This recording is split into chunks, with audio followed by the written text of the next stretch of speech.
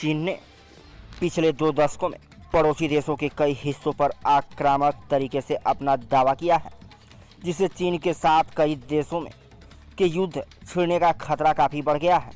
भारत के साथ विवादित सीमाओं से लेकर दक्षिण चीन सागर के विवादित जल तक और संवेदनशील ताइवान जलडमरू मध्य से लेकर रूस के विशाल हिस्से तक चीन की आक्रामक सैन्य गतिविधियां काफ़ी खतरनाक हो चुकी हैं। माना जाता है कि चीन की आक्रामक सैन्य गतिविधियों के पीछे उसकी मजबूत आर्थिक स्थिति है और उसने अपने शस्त्रागार को बढ़ाने और विनाशक हथियारों को शामिल करने में बेतहाशा पैसे बहाए हैं। चीनी कम्युनिस्ट पार्टी के नेता और पूर्व राष्ट्रपति हू जिनताओ के नेतृत्व में चीन एक वैश्विक आर्थिक महाशक्ति के रूप में आगे बढ़ रहा था और मौजूदा राष्ट्रपति शी जिनपिंग के नेतृत्व में चीन ने अपनी सीमा का विस्तार करने की नीति पर चलना शुरू कर दिया है। शी जिनपिंग जो हू जिनताओ के उत्तराधिकारी हैं, वो चीन उस ख्वाब को जिंदा कर रहे हैं जिसका मकसद चीन के वर्चस्व को पूरी दुनिया में कायम करना है। चीनी ख्वाब में कहा जाता है कि पूरी दुनिया चीन के वर्चस्व को कबूल कर चुका है और दुनिया में सिर्फ एक ही महाशक्ति है और वो है चीन। शी जिनपिंग अपने देश के लोगों को सपना दिखा रहे हैं कि उनके नेतृत्व में चीन अपना ऐतिहासिक गौरव फिर बहाल करेगा।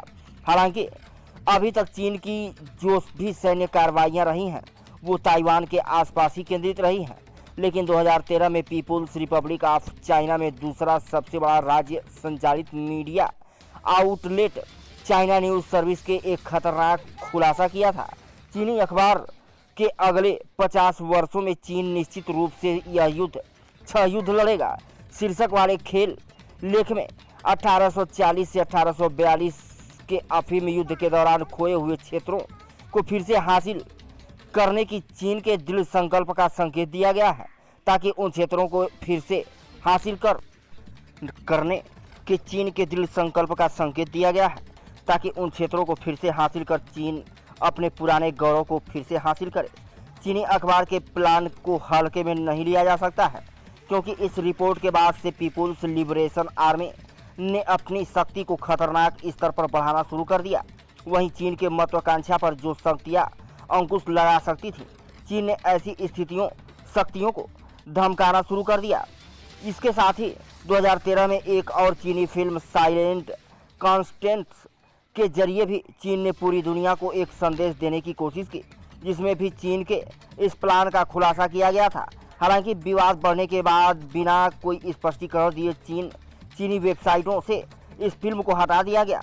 साइलेंट कॉन्टेस्ट फिल्म में अमेरिका को एक षड्यंत्रकारी प्रतिद्वंदी के रूप में दर्शाया गया है, जो चीन की स्थिरता और संप्रभुता को कमजोर करने के लिए राजनीतिक तोड़ फोड़ से लेकर सांस्कृतिक घुसपैठ तक की रणनीति अपना रहा है।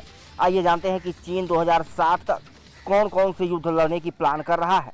चीनी मीडिया के मुताबिक अगर ताइवान प्रशासन से एकीकरण को लेकर समझौता नहीं हुआ है तो साल 2020 से 25 तक चीन ताइवान को जबरदस्ती अपने देश में मिलाने की कोशिश करेगा। चीनी राष्ट्रपति ने भी कहा है कि ताइवान के एकीकरण में बल प्रयोग से वो इनकार नहीं कर सकते हैं। चाइना न्यूज़ लेख के लेखक ने शांतिपूर्ण एकीकरण या बलपूर्वक एकीकरण पर वोट करने के लिए 2020 तक ताइवान में जनमत संग्रह कराने का प्रस्ताव रखा, लेकिन उन्होंने अनुमान लगाया है कि युद्ध से ही ताइवान का एकीकरण हो सकता है। दक्षिणी चीन सागर पर भी चीन अपना दावा करता है और चीन का दावा है कि दक्षिण चीन सागर के हर एक द्वीप पर उसका हक है। लिहाजा दक्षिण चीन सागर के तमाम तटीय देश फिलीपींस, इंडोनेशिया, ब्रुनाई, वियतनाम को चीनी आक्रामकता का डर है। चीनी मीडिया की धमकी है ताइवान के एकीकरण के बाद चीन पूरे दक्षिण चीन सागर का विवाद हमेशा के लिए खत्म कर देगा और इसके लिए लेख में आक्रामकता से इनकार नहीं किया गया है।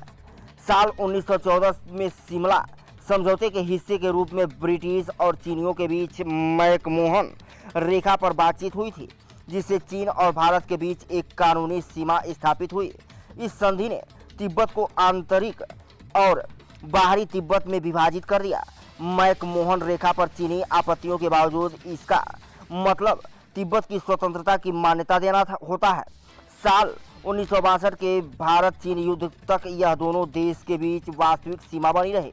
1962 युद्ध के बाद पहले नॉर्थ ईस्ट फ्रंटियर एजेंसी के नाम से जाना जाने वाला क्षेत्र का नाम बदलकर अरुणाचल प्रदेश कर दिया गया। चीन अरुणाचल प्रदेश पर अपना दावा करता है और चीनी मीडिया की धमकी है कि वो 2035 से 40 के बीच में अरुणाचल प्रदेश पर कब्जा करेगा। चीनी मीडिया ने दावा किया है कि 2 जापानी द्वीप श्रृंखलाओं सेनकाकू द्वीप समूह, जिसे चीन में डियाओ यू द्वीप समूह के रूप में भी जाना जाता है, और रयुकू, जिसे नानसेई द्वीप समूह के नाम से भी जाना जाता है, उस पर अपना दावा जताएगा। चीनी लेखक ने जापान पर रयुकू द्वीप को प्राचीन जापानी क्षेत्र के हिस्से के रूप में चित्रित करके गलत सूचना को बढ़ावा देने का आरोप लगाया है। चीन का तर्क है कि इन द्वीप श्रृंखलाओं का चीन के साथ जागीरदार राज्यों के रूप में प्राचीन संबंध है, लेकिन वर्तमान में जापानी अमेरिका ओकिनावा में आधार की उपस्थिति को देखते हुए कब्जे में है। चीन की विस्तारवादी महत्वाकांक्षाओं के संभावित लक्ष्यों की सूची में मंगोलिया अगला है।